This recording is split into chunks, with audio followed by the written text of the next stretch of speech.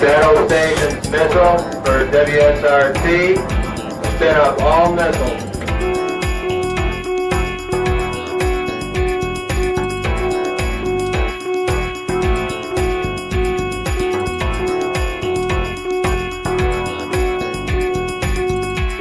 It's almost as good as the real thing, Hire. No kidding. I almost got up and ran. Battle station, brother. Battle station. Man, battle station missile. WSRT. It's the Subvets. I'm Gary. And I'm Eric. And special guest today, Dave Anderson. Dave is in, I think you're in North Carolina, but I'm not absolutely sure of that. Just Oak Island, just below Wilmington on the coast. There you go. So Dave's joining us today because somebody, not pointing any fingers or naming any names, but it rhymes with Bade, was complaining that we weren't having any fast attack guys on. So, Bade, we got your fast attack guy. There he is. Two fast attacks, one boomer, right? Yes, sir. If you call the Parche a fast attack, I kind of more along the lines of a slow approach. But well, I thought those boats were fast, man. It was a 637, but when you throw a 100-foot plug in it, you don't go as fast as you used to. Well, I always heard it was like the Wonder Woman show from back in the 70s, like her plane was invisible. The Parche just went invisible. You never saw it. And Port didn't see it. Just saw dudes walking down into the water. That's right. Once we submerged, you didn't find us. I know exactly where she is. Yes, sir. Like 7 miles from here. At least the sail and all the ribbons, that's for sure. Go down there quite a bit. Well, Dave, we're glad you're with us today. We're going to talk a little bit about your career. We're going to talk about some stuff that's got Eric excited again, because everything we talked about last week within 24 hours was in the news. So it's almost like the newspapers are listening to our show. That must be what's happening. We had premonitions from the ether. Anyways. Hey, by the way, Dave, I want to say, not only did I get our audience fast attack, I got us fast attack extraordinaire. Hey, Dave, can you show them that American tattoo on your arm, man? I wear my dolphins and my flag everywhere it goes. So, oh yeah, got a God bless America, right there, brother. God bless America. That's right. Dave, tell us a little bit about your life, your career path as you joined the Navy. We were talking in the pre-show about you going to boot camp in Orlando. I always love it when we've got a Mustang here. And so tell us a little bit about your career. So 2 failed years of college and killed a couple of cars. I remembered the nuke recruiter talking to my parents when I was 18 and decided I was going to grow up and join the Navy. Walked in recruiting station, said I want to be an electrician nuke on submarines, and away I went. August 87, Orlando boot camp, followed the pipeline after that. EMA school there in Orlando, power school. Leaving out of power school, tried to get to Connecticut for a prototype with all my buddies from power school. Was drawn out of the hat to go to Idaho Falls. Hated it until I pulled into Idaho Falls. Loved it while I was there. It's a great time. It was there. Got picked up as a staff pickup, but I talked to the projects detailer about the Parche, and those orders take precedence. So thank goodness I got the privilege, I should say, of getting to go to USS Parche SSN-683. Joined her in June of '89. Did the conversion overhaul for the 100-foot plug edition. If anybody out there sees a picture of Parche or whatever right before she was decommissioned, you'll see the plug in the front end. It basically looks like your missile deck behind your head there, Dave, but on the forward part of the ship in front of the sail. And Parche Special Projects platform. There 4 years, we did all the overhaul stuff, all the post-overhaul testing of all the special equipment, and I was there through June of '93. I walked off board to go be a instructor in Orlando right before she went on the mission in '93. It was a 123-day submerged mission for the guys that got Parche one of her 9 presidential unit citations. A school instructor 2 years. That's where I found out about the old enlisted commissioning program. So got to go back to school, get my commission.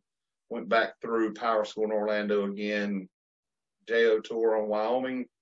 Did prototype stint as an instructor, grad school, because I volunteered to go to prototype, which a lot of officers didn't. Then after grad school, department head tour on USS Greenville, 2006 to 2008. Note the dates. That's after her 4 accidents from 2002 until about 2004. We'll get to that later. I joke and tell people that as a navigator on Greenville, I hit dry dock blocks. So we did Greenville as a navigator. Then I did a post department head tour in Hawaii at working for Subpac, and then retired in 2010. So a little over 10 years sea time, and then almost 13 years between duty stations, instructor, that kind of stuff. So let's go back for just a minute to that 130 whatever days it was for the Parche special mission. Now, as I recall, in my copious free time of reading, isn't that the mission where they went into like Vladivostok or something, and they picked up the chairman of the KGB who was defecting to the United States because Jack Ryan had turned him, and they brought him back to Pearl Harbor. They picked up a few other like down pilots and things, all that stuff. In between all the swim calls in the bathtubs and the whirlpools that we put in that 100-foot section. That's how all that happened. While they were tapping phone lines and yada, yada, yada. The Parche went through, I was going to say the Parche did go through several modifications, and you said you were part of like one of those, and the hole kept extending. And that's when they put the swimming pool in, right? The spa and stuff. That's when they put that in. 100 foot bowling alleys, swimming pools, and leisure activities. Man, good. That's good duty. Great duty. That's man, why didn't I go fast attack? Dang it. That's right. So we kind of give you a side note story. We did a reunion. That's what this shirt is. Last September in Charleston for the Parche. Had 150 guys from commissioning through decommissioning. And our CO at the time was Admiral Ben Wackendorf. He was CO for the conversion. Boy, say that twice. coming out of Mare Island and the conversion. He sent a video. He didn't get to come down. He sent a video, and he holds up this big giant bottle of vodka. So at some point after he became an admiral, he was part of a liaison attempt in which we sent DSRV units out to help the Russians find a downed submarine. Okay. So in the post time frame after that, the one of the head admirals for the Russian submarine fleet met Admiral Wackendorf, presented him with a big giant bottle of vodka, and in the video, the Russian admiral asked him about being where he shouldn't be, and he said, "Well, I can't tell you any of all that." But the Russian admiral said, "Just so you know, we were actively searching for you the whole time, and we basically had orders if we found you to shoot," kind of thing. So just kind of one of those funny stories. Admiral Wackendorf would told it, laughed about it with that Russian admiral, that kind of thing. But many years later, people still remember and still talk about the things that Parche did. So yeah, I'm enough of a second-class petty officer that I would have looked at that Russian admiral and said, "Well, obviously you didn't find us." That's right. My gosh. Right. I don't know if I could use his name, but there's a gentleman. I got him as part of the subvet group. He posts mainly over on Twitter. I use some of his photographs. He works for, I don't know if he worked for him anymore, but he did work for a UK company. And he was interfacing with a lot of Russian submariners and, officers, COs, getting all kinds of stories. And, the interesting thing that I got out of him is, when you get to talking to him, they're just people that have families and thought they were doing the right thing, just like us. And here we go. We were going at it, with our finger on the switch, ready to blow each other up. It's incredible. But, a lot of Russians here in Denver, great people, by the way. So I know we got a lot of things going on with Ukraine right now, but, it is what it is. But, people are people.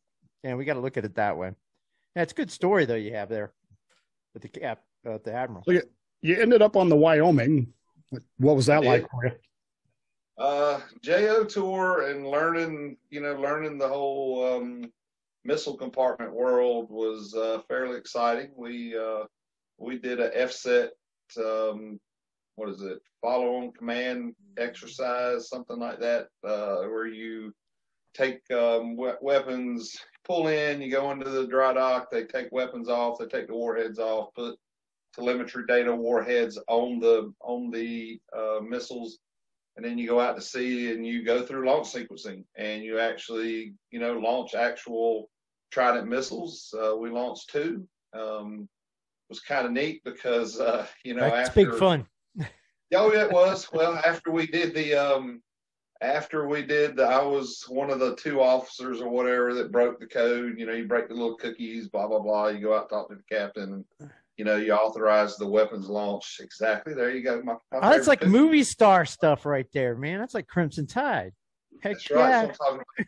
So after we did that, we go through the launch sequence or whatever. So I decided, well, where do I want to be for these 2 weapons going off?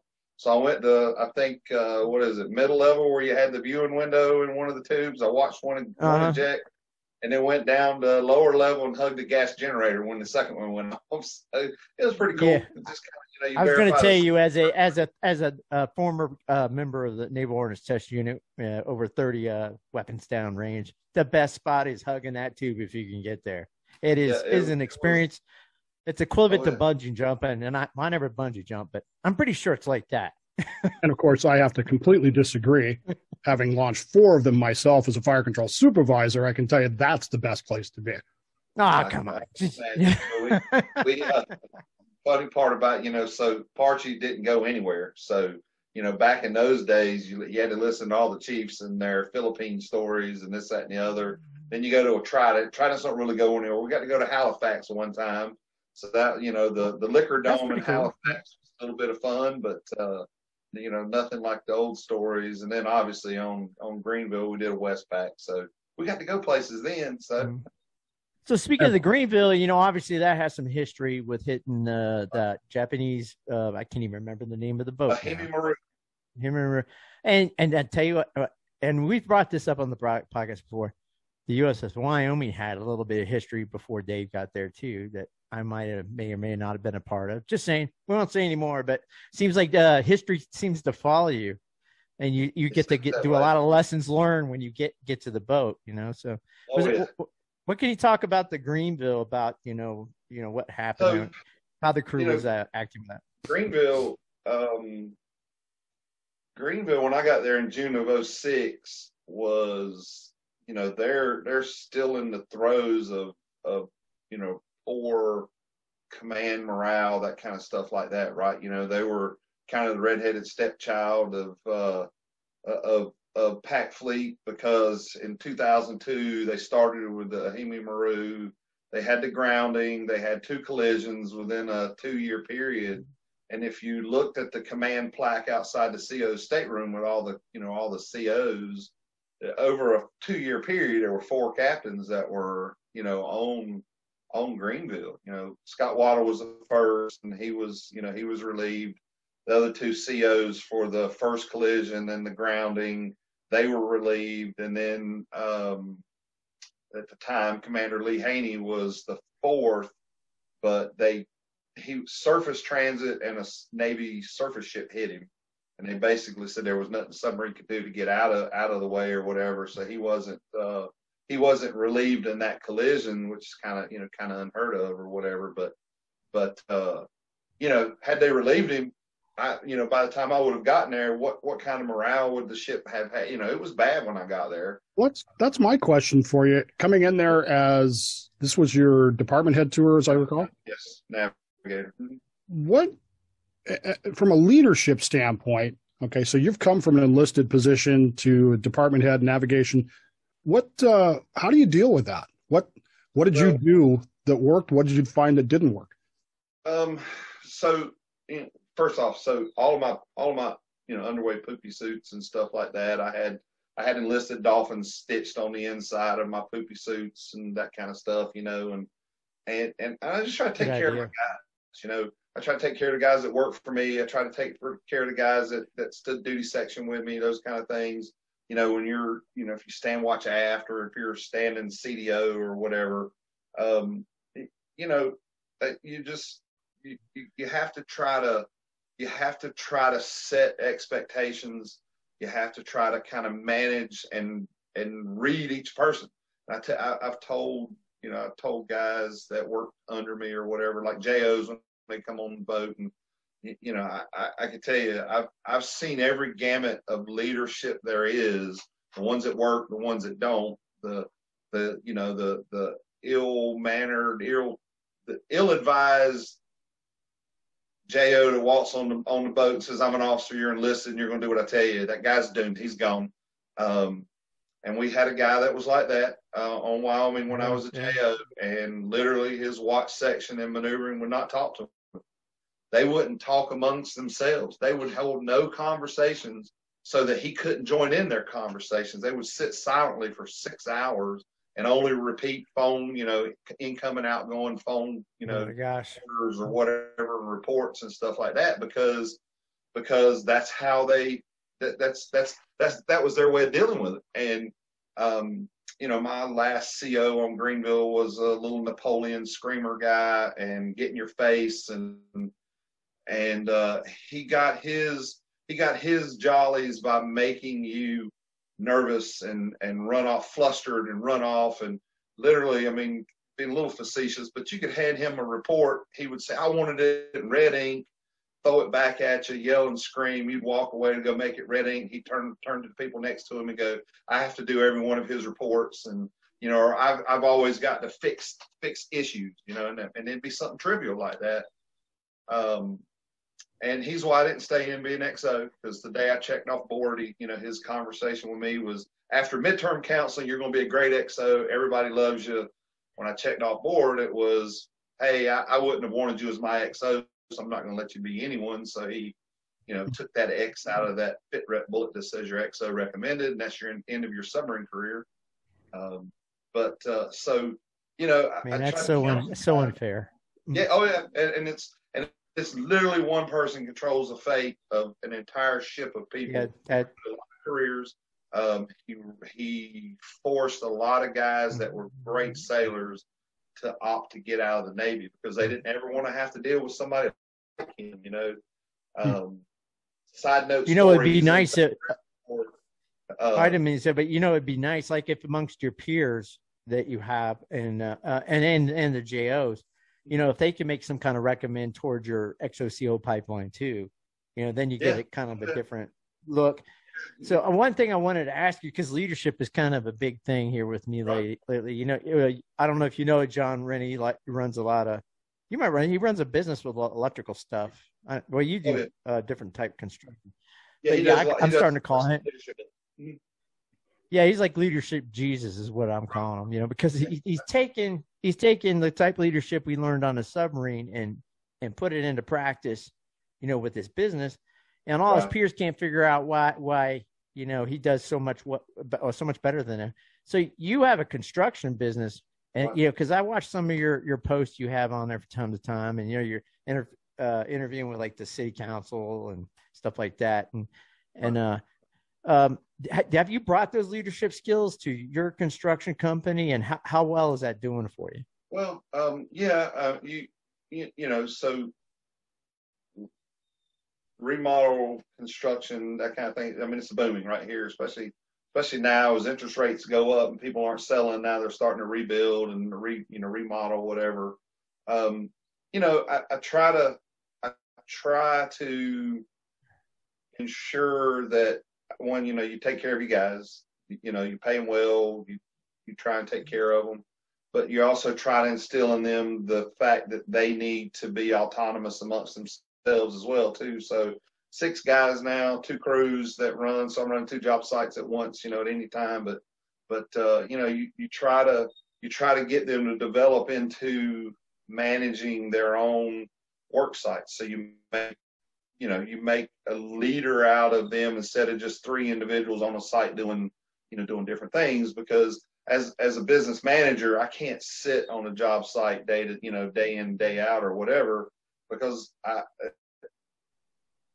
told the guys, because one or two of them had tried to at one point or another leave and go and do their own thing, right? Thinking it's, kind of easy, but they're builders, and it's like you can't be hammering all day on a job site and gaining the jobs that you need to support you and your family for the next 3, 6, 9 months or whatever, right, because you can't get out and meet customers and stuff. So,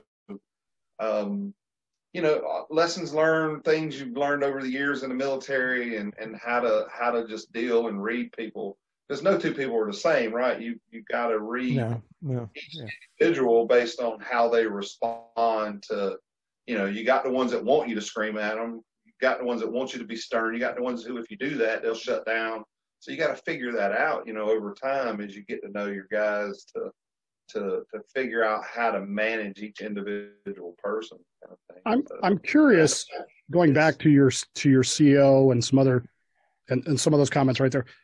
When you got picked up for the officer program, what do they teach you as an officer candidate about that?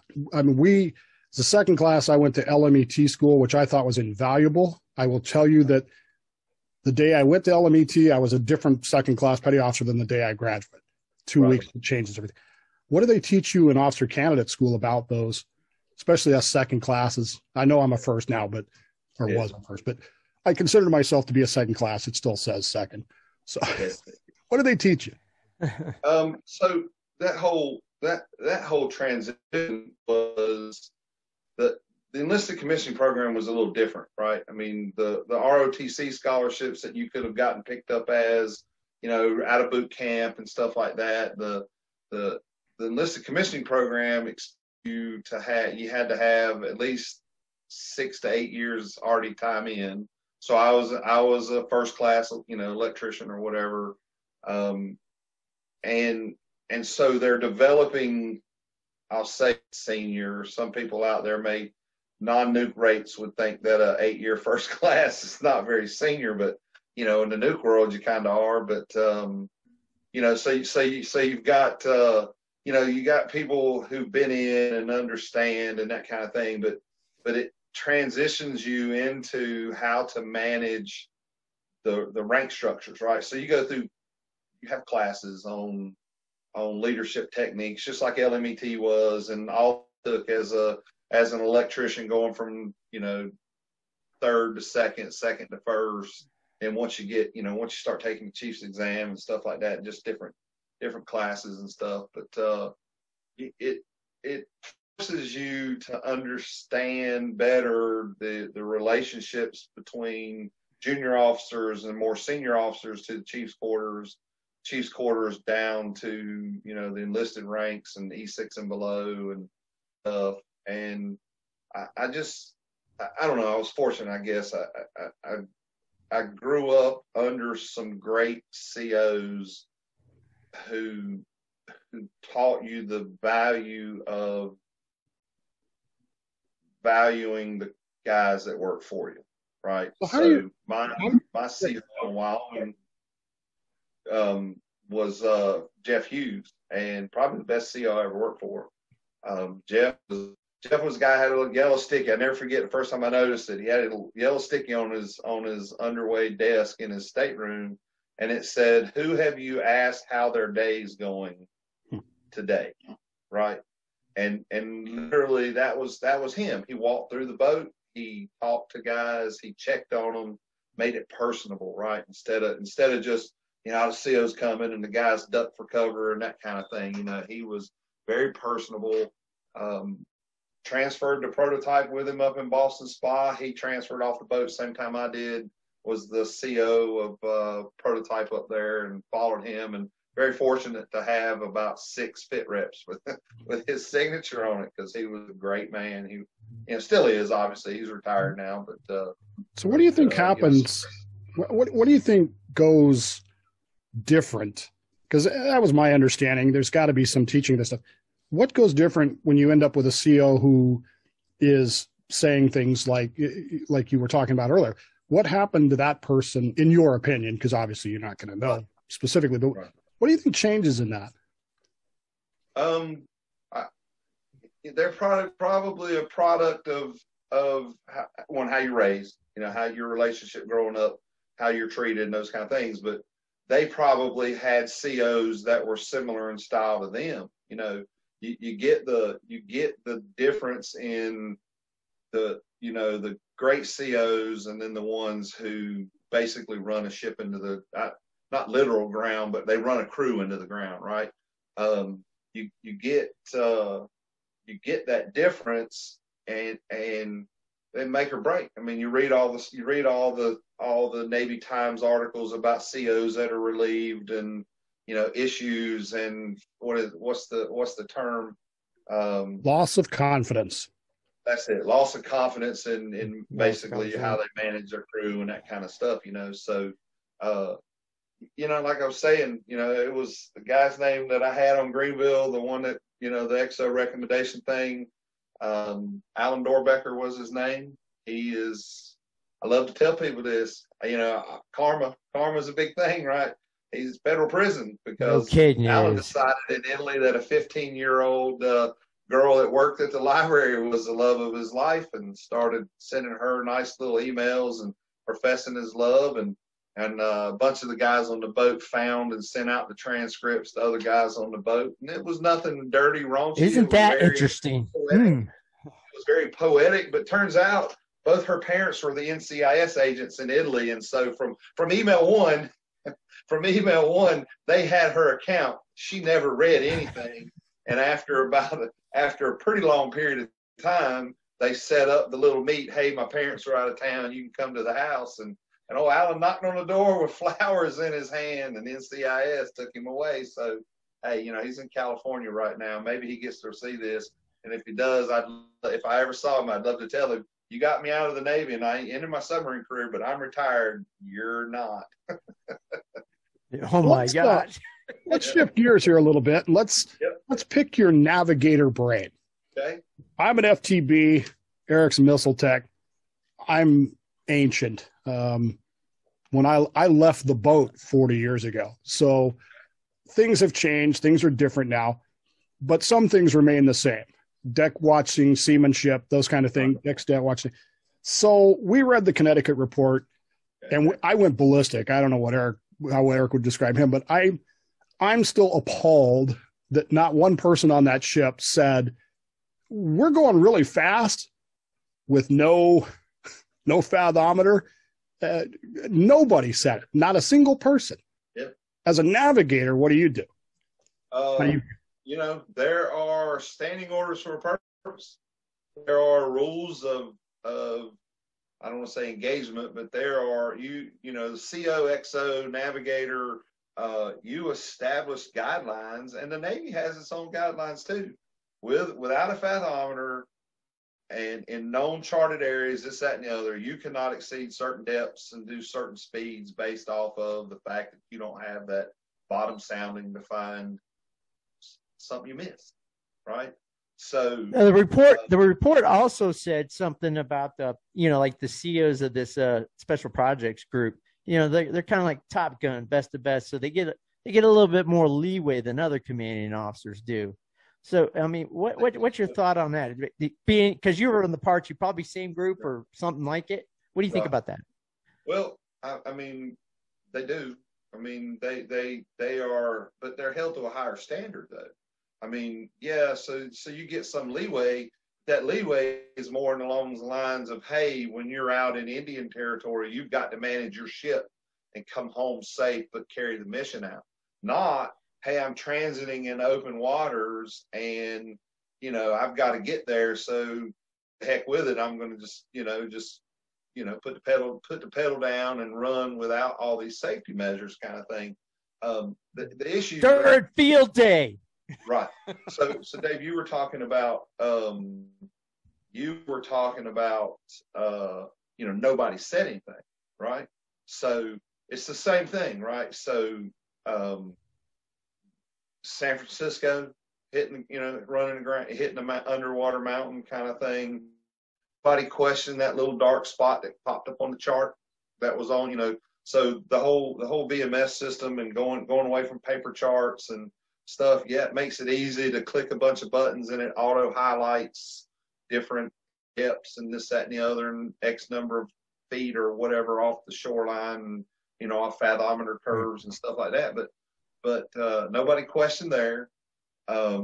When Greenville did the emergency blow under the heavy maroon, that the sonar junior second class who heard something, he didn't speak up, because if you don't have the command culture to everybody has to understand that if they question something, they have the ability to bring it up. You got to bring it up properly, but right. if you don't breathe that into your command, you're doomed to fail, and you're going to have somebody that does. Is that what's wrong with the Navy as a whole? Because it was drilled into me.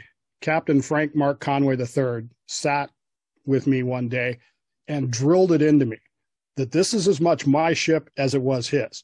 The only difference is he signed for it, I didn't. And that I had every bit as much responsibility for the safety of that ship as he did. And I don't know. I mean, my first dive, I almost called away flooding because it was the potable water tanks were leaking. But the bottom line is, it seems to me Navy-wide, Fitzgerald, Greenville, Connecticut, on and on and on.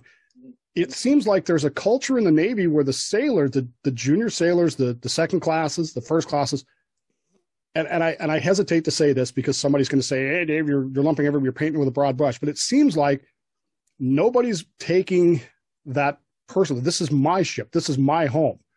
I'm responsible for it. And if I see something wrong, I damn well better say something. Right. It goes back to command climate. It really does. If you're not teaching, like you said, the CO teaching you that, if you're not instilling those thought processes into everybody that's on your ship, then they're not going to say something out of, you know, whether it's out of fear, whether it's just uncertainty, whether it's whatever. But if there's something you just don't think is correct, you at least have to question it to someone above you. How do we fix the opportunity, right? How do we fix this? Well, I got a quick question, Dave, from the audience. I got a question from the audience. Let me get that out of the way, and then it says, this is from Mr. Bade, who we know. Were those CEOs more prevalent during the Rickover era, or less so after the Rickover was no longer involved? What's your thoughts on that? Which type CO? The good ones or the bad? It's just. I think it's probably. It's hard to get what he's talking about, but was there a difference in culture between COs that were, were under Rickover and ones that are not? I think that era probably had more of the COs that were dictatorial kind of thing. They were more of what I experienced on Greenville toward the end than what I experienced on Wyoming with Jeff Hughes. Because back then it was more, the Navy was a little more, result driven, those kind of things. When I first came in, we didn't have near as many training sessions that involved management styles and leadership styles and the proper way to manage people. The Navy's invested a lot of money. When I was at SubPac, the Navy's put a lot of money into bringing in outside successful business and entrepreneurs and their management styles, and try to curb those into the submarine culture and the surface culture or whatever, to try to instill in the leadership better ways of dealing with people, because it's harder.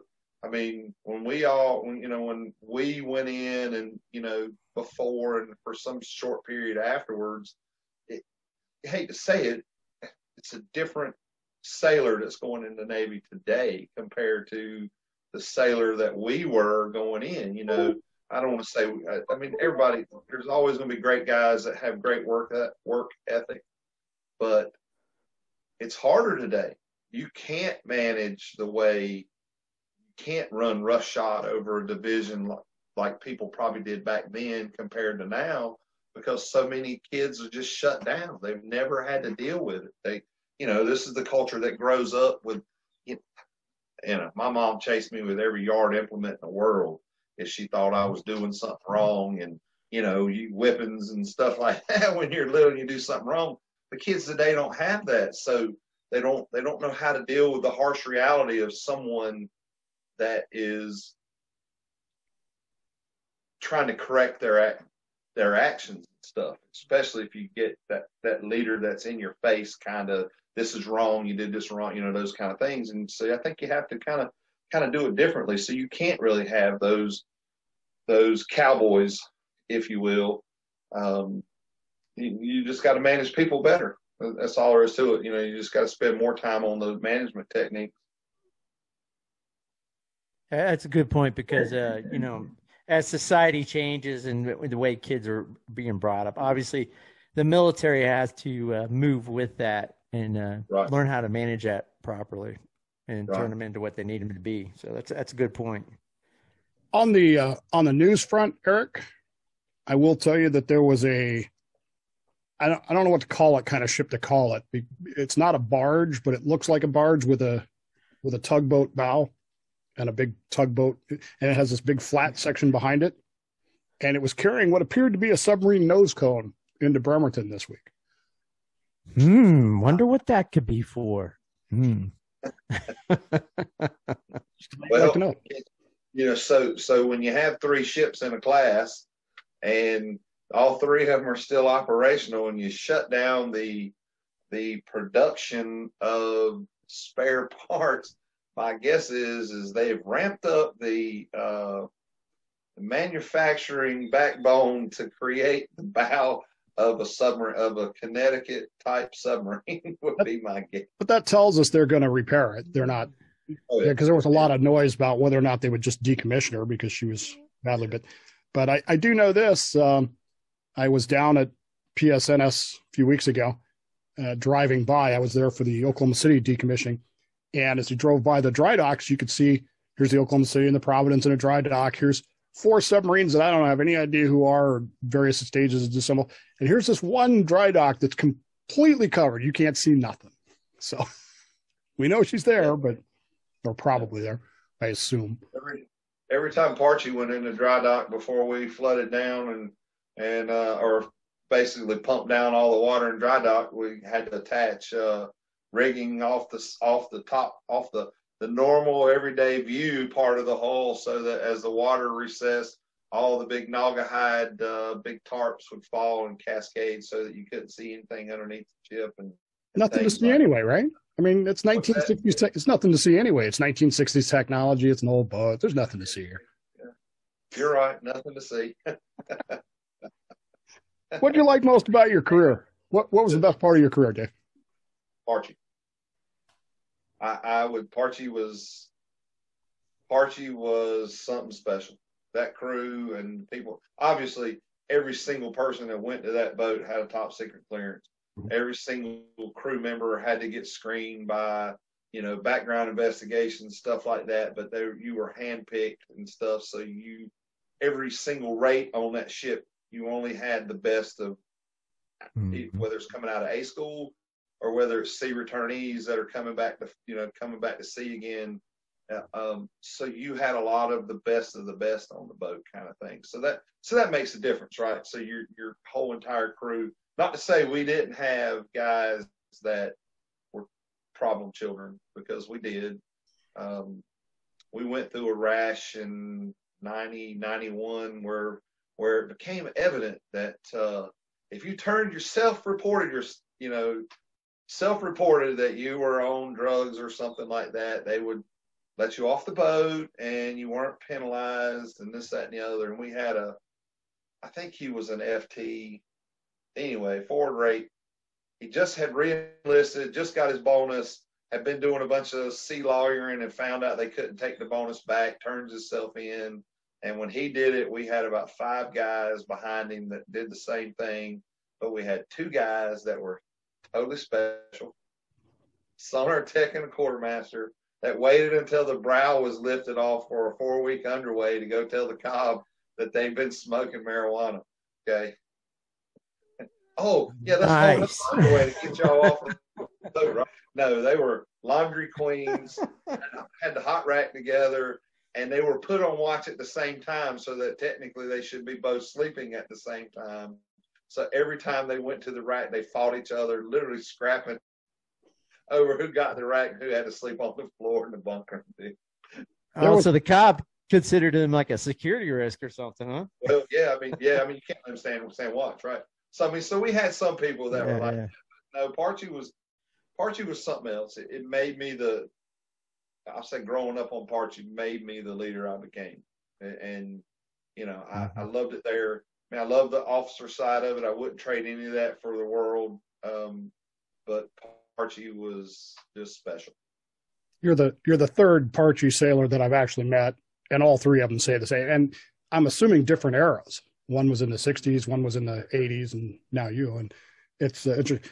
Yeah, I remember that era of the Navy when it was like don't ask, don't tell was in place or wasn't in place yet. But, you know, there was this mindset of, well, if I just say something, you know, so the first day I'm on the boat, very first day, walking through lower level, taking a tour with the guy I'm replacing, and I run into Chief Richard Long, not making his name up. Used to introduce himself as Chief Long, Dick. And he looked at me, the first words out of his mouth, missile tech chief, first words out of his mouth was, Bowman, are you gay? I'm a third class non-qual, right? I don't know. I'm not. Well, come to find out, several of my predecessors had just decided that they didn't want to deal with this anymore. And so they would go to the weapons officer and say, I'm gay, and they'd get out. And the last guy, FTBs, I knew it. Anyway, the last guy that pulled that, the weapons officer said, no, you're not. You're just making that up. So the next day he came in with Polaroids. Oh, so Lord. Okay, I want out. And they still had the Polaroids on the back of the computer door. So I assured Chief Long that I was not, in fact, gay. Nice. But I remember that era very well. We had that. There was a little bit of that too. Yeah. But you know, over the course of 23 years, you're always going to have those people that want to find out exactly how they can get past requirements or get out, or, you know, the FTN guys and, you know, all that kind of stuff or whatever. But I told my guys all the time, I said, you're in. How you spend your time in is really up to you. You can make this the hardest thing you've ever done in your life, or you can try and excel, and you don't have to re-enlist. You can just do your 6 or 4 or whatever it is, but get as much out of the Navy as you can, because they're going to take everything out of you that they need. And you know, so, you know, I think over 23 years, after I got commissioned, so the last 13 years, I think I got probably 15 or so, maybe more guys commissioned. So I got them to gone through packages and approved and that kind of thing to get commissioned. Oh yeah, outstanding. Some you know, some done their time and got out. I've been out 12 years now, so you know, so I was always proud of that too. Is trying to get guys to you know, stay Navy, if you will, but not just stay Navy, not just re-enlist, but advance their careers and take more from the Navy than you know, than what's out there. If you don't go looking, you're never going to know. So, hey David, I got a quick story. So I like what he said about, you know, the Navy's like a bi-directional thing. You know, they're going to take from you, and you should take from it. You got to balance that out. And if you can learn to balance it out, well, the Navy really works out for you. But you know, when we were making that transition to early 90s. So we were coming out of a period, not just the Navy, I mean, all the militaries coming out of Vietnam. I mean, all these guys were hooked on everything you can think of. I mean, marijuana, you mentioned LSD and God knows what, probably mushrooms too. So, you know, the Navy had to figure out how to make that transition. And it started right as me and you joined in 87, you know, because that's, you know, we it seems like we were held more accountable than the people before us, and they gave them like a trial period, like a 2-year period, and like you said, kind of turn yourself in. If you don't, you know, it's going to be consequences. But you know, it's not to put down the Navy in particular. I mean, as I said, that was a Vietnam thing. It was very transitory. But here's a story I had. I can either confirm or deny. I'm not even going to bring up what boat and who the people were, but so the dehumidification plant for the missile tubes in the old 41 for Freedom business was in the lower level. So the guys that were hooked on the marijuana, the Mary Jane, would go down there and smoke on the intake of the dehumidifier. So it'd go into the missiles, circulate with the rocket fuel air. When it come out, you couldn't tell. So Nice. that was all. Yeah, and then you always had the guys too, they're putting alcohol in the shampoo bottles and all that stuff. So you always have, you always had all. But I do like how. So you had Dave is probably more clear about the clearances. So in the Swazi program for nuclear weapons, we had to have the 10-year investigations, the SSI. You gave them 10 names, and then they went and asked, well, who else did he know? Yeah, it's not nice to meet you, but who else did you know? And had a PRP, personnel reliability program too. Did they have the PRP on the Parche? Was that part of that? I don't remember. I'm sure it was. I don't remember it back then, right? I mean, we were PRP on Wyoming, and that program was different than Parche. I don't ever remember any kind of like PRP. I don't remember any kind of training briefs, discussions, anything like that. They obviously did the background investigations and stuff because, so I grew up in a trailer park in central North Carolina or whatever. And when all these FBI agents start rolling in and knocking on doors up and down my road and, all the little rumor mills are starting, what's he done? Hey, what's David done because FBI agent knocked on my door and this, that, and the other kind of thing, right?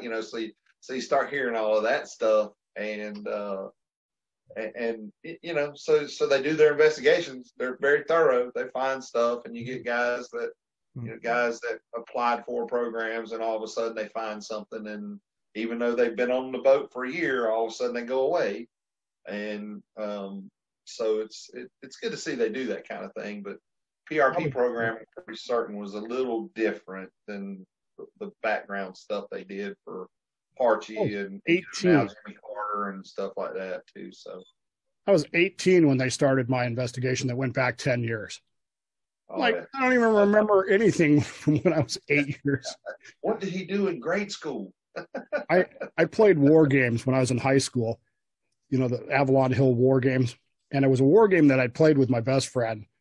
And it involved the use of atomic weapons.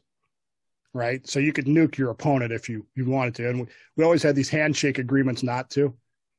And when I went to one of the DIS interviews or whatever, the guy's laughing. So, yeah, we talked to your best friend. He says, the question was, can we trust you with nuclear weapons? Would you trust Dave with nuclear weapons? And his answer, he didn't even skip a beat. He's like, no.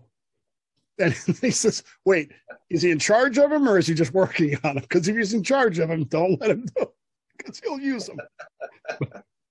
Anyway, he thought that was funny. So going back to when I was 8 years old, I mean, it was kind of a blank slate, but it'd be a bit different now. That's right. That's awesome. So yeah, just let this be a lesson to you. If you want to join the Navy and go into submarines, I mean, I call it underwater Star Trek. These guys got flat screen panels everywhere, and it's fly-by-wire, and they even got the a PlayStation, a Sony joystick thing for the fiber periscope. I mean, it's crazy. So it's a great opportunity, but you really got to think about what you're doing now as a teenager before you get in. So that kind of sets your career. So I wanted to segue real quick into what you're doing, which I think is fantastic, and it kind of goes into the shipbuilders. For our new submarines, they just don't have enough skilled labor because there's nobody's trained, and so you had a stepson, and I'm probably going to say his name wrong. You want to say it for me, please? Colby Haythcott.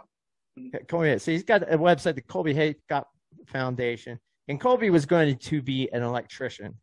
So, and kind of going along with the stories we're talking about, he did unfortunately have a DUI. I mean, surprise, like he's not the only teenager that did drinking in high school, but unfortunately, it ended his life. I think he had in the story we talked on one podcast, he had a friend with him. But Colby wanted to be an electrician. And the great thing you're doing with that foundation is you're always raising money to to I think it's a local school or class for electricians, and you're always raising money for people to get some money to go to school, finish their school. So Colby's dad was is electrical lineman, so it's what Colby wanted to do pretty much. All of his life. I knew him for 9 years before he died. Made a bad choice, rode with another kid that was driving that was 0.18 alcohol. That kid wrecked, and Colby died from a result from the accident or whatever. So we started the Colby Haycock Memorial Scholarship Fund. We provide $500 scholarships to a student from every graduating class, now from 3 different community colleges here in North Carolina. About to pick up a 4th maybe. So we donate right now $5,000 a year and through fundraisers and stuff. But yeah, I mean, it all goes back to the dirty jobs. That whole Lord help, now I'm not going to know his name. Mike Rowe. Yeah, who does dirty jobs? Mike Rowe. Yeah, Mike Rowe. Mike Rowe, yeah. Mike Rowe's got a couple of videos out there where he talks about it, the lack of skilled labor. And you go to the whole debacle of whether or not we should be paying off college loans and stuff like that the government's kind of bandying about way too much. Amen, brother. People were for years, people were told you got to go to college. And they go to college and get worthless degrees that won't get them a job and, those kind of things.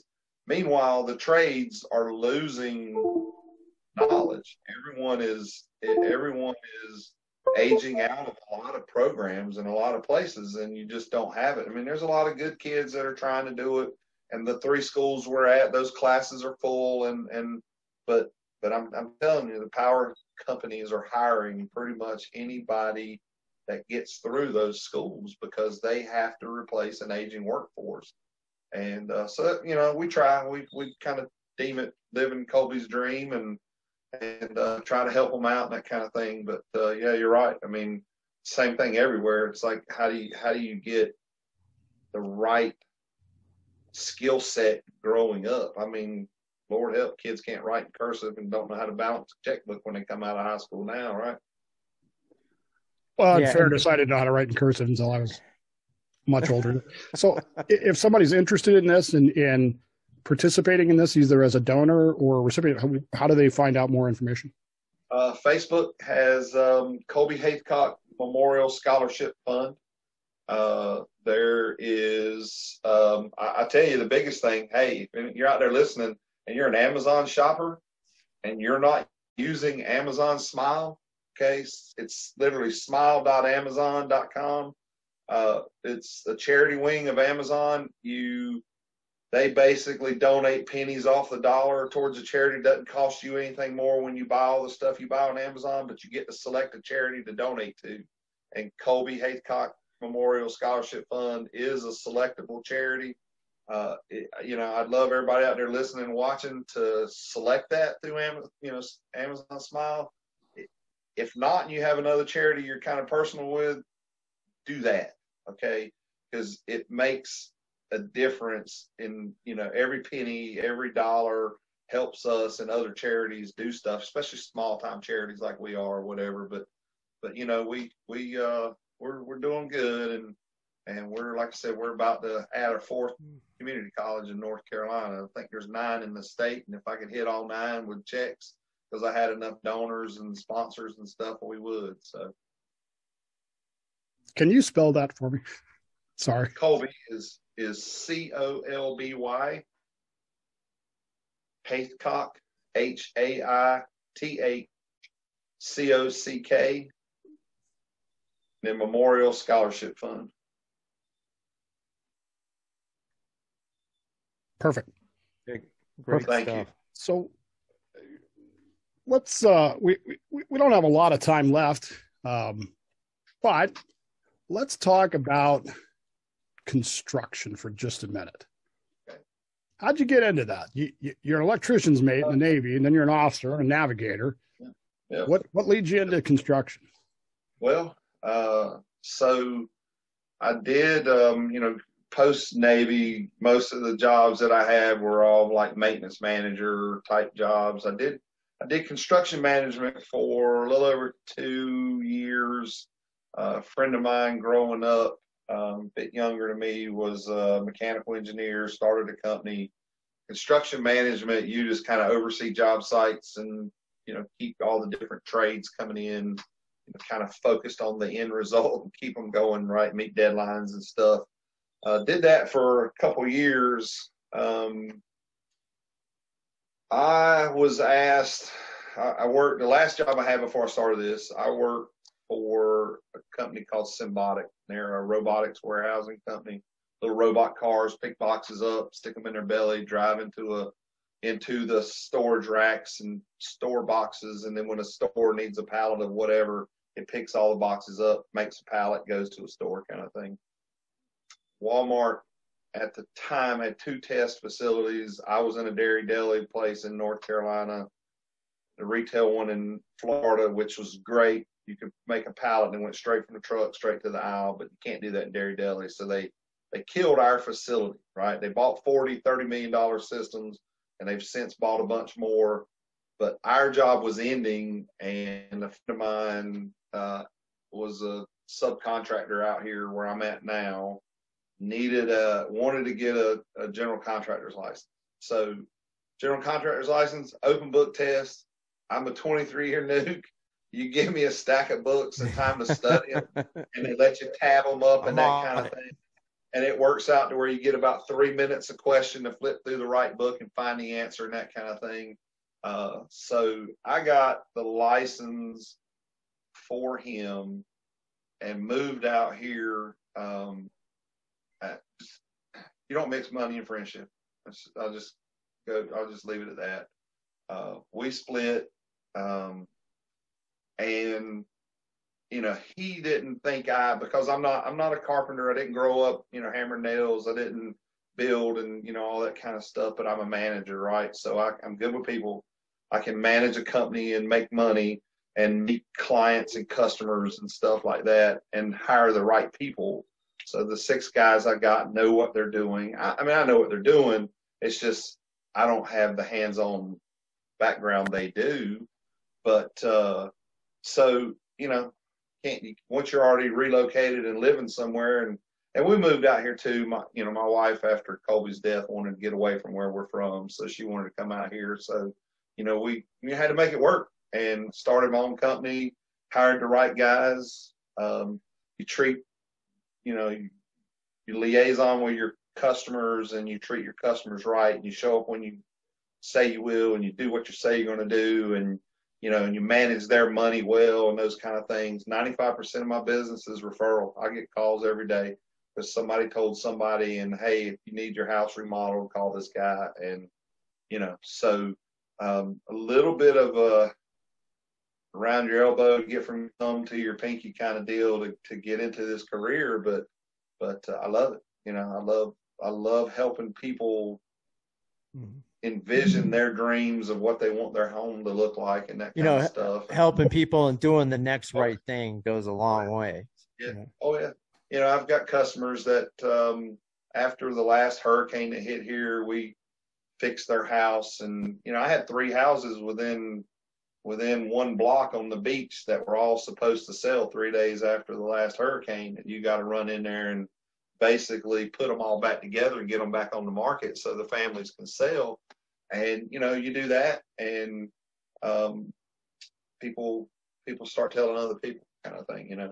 And out here in Oak Island, it's it's sky's the limit if you just like I said, if you're honest and do the job you're saying you're going to do and show up on time, makes a world of difference out here. So there's your military background, right? I'm going to be here at this time. Here's the path I'm going to take to get there. This is what we're going to do. And you meet deadlines and you meet schedules and you lay out a plan, and you just make it work. And thankfully the military background and that leadership and management or whatever kind of plays into that. And letting people be autonomous too. That goes a long way. Right. So I got 2. Go ahead, Dirk. No, Dave, because I know we're running out of time. So I got 2 other things. When he's not fundraising and raising money for future electricians, doing great stuff like that. Run a construction company. He managed to write 2 books, and he sent me copies of these.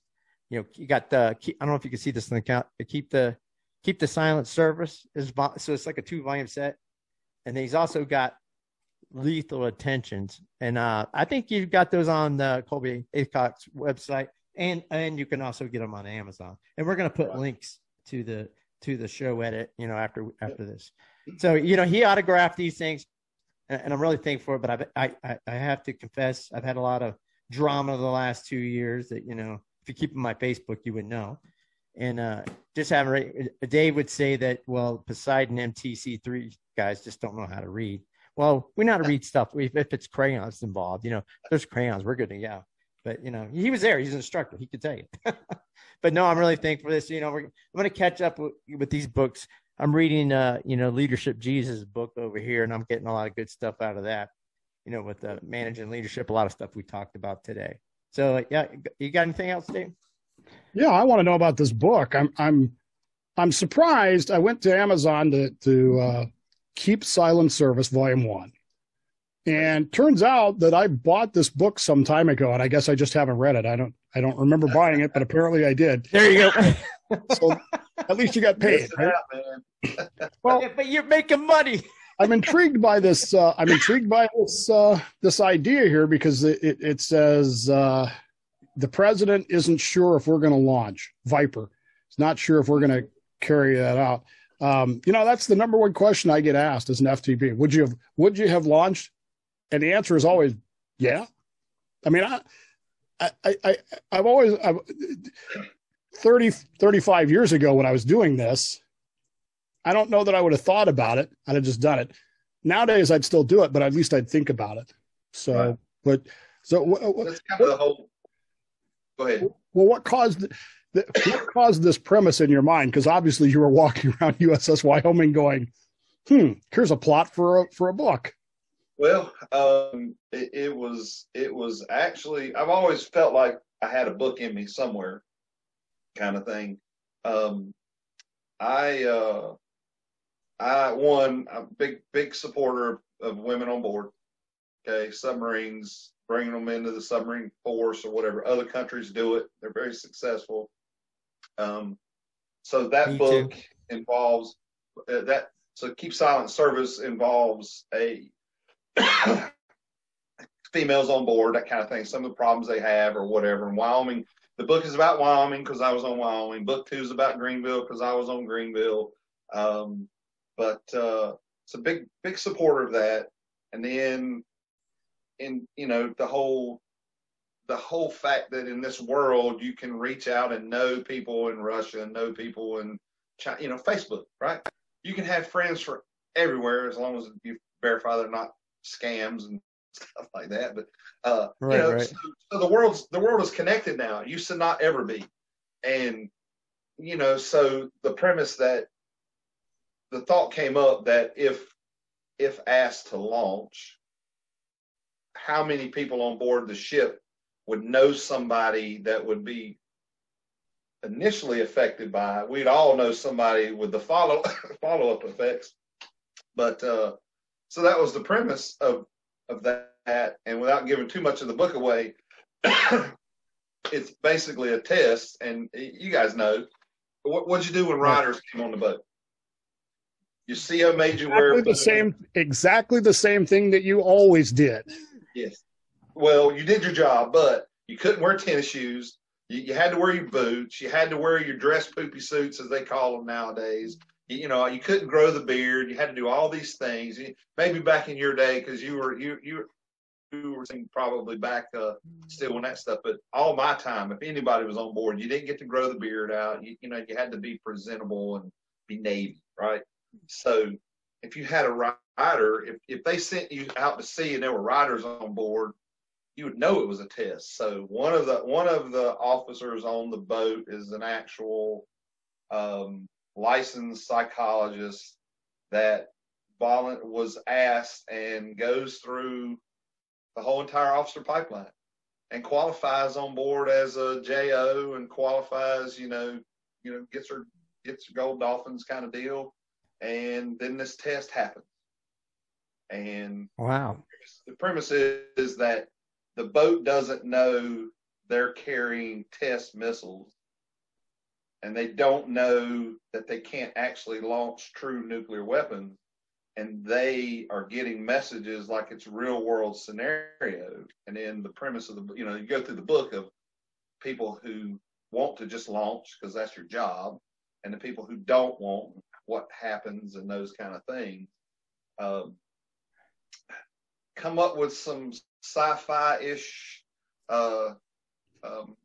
weapons and different things that are, not real, to make it a fictional story, and those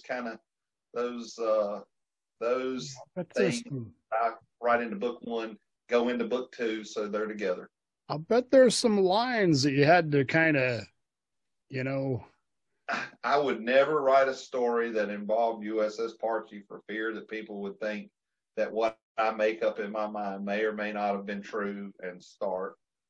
Side note, so I sent my books to Admiral Wackendorf, and I've got an open invite, and I just got to make it happen to come to DC and talk to him, because he said he can write a book because of his experience in special project platform, but he has a lot of ideas for fictional books and stuff like that. And so at some point I'm going to take the time, go up and sit down with him, and maybe start ghostwriting or writing books and use his ideas for this kind of plot lines for him or whatever. So I think you should, Dave. I think you should head up there and take a week. And of course, then you got to leave your business for a week, and then you got to trust those second-class petty officer types to run things for you. Right. That's right. You know how that goes. I leave them enough. I've been around, I don't know if you've noticed, but I've been a Rams fan all my life, and I travel to football games and stuff like that, and I go places, and so I leave them with, hey, here's what I need you to come, get done while I'm gone, and I may or may not be able to answer the phone, so you got to kind of make that happen. So I leave them enough. How does a guy with a Southern accent like you've got become a Rams fan? No team in the 70s whenever I was finding a football team to follow. And my brother and I thought that Jack and Jim Youngblood were true brothers on the same team, so we selected the Rams and been a Ram fan all my life.